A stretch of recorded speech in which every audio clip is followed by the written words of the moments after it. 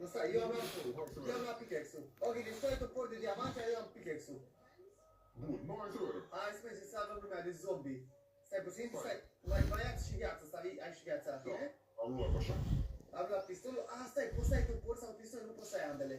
Da, ai tu cu armă, eu cu... Vei și eu cu toporul, hai să le batem, mai mă rog, cu pickaxe-ul. Ok? Ai grijă, noi suntem... Unde suntem acum, tată? Nu!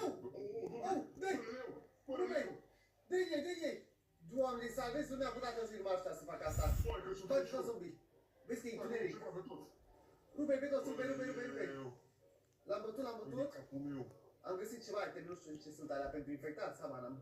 Bă, sunt mai mulți zombi aici, ajutor, tată. Vin. Dă-le. Ai de capul meu. Ia, a picat unul jos aici. Ai, ce se întâmplă aici afară, fraților. Ok, hai să mergem mai departe. Coach stă cu 2 pistoale. Aia, da. Dați un like pentru coach dacă nu dați pentru tatăl strict. Și acum mergem mai departe. Era un zombie pe WC-ul. Aia, da. Ok, hai să mergem mai departe. Ce? Cine dă like pentru mine, rup în două cu după ăsta. Ok.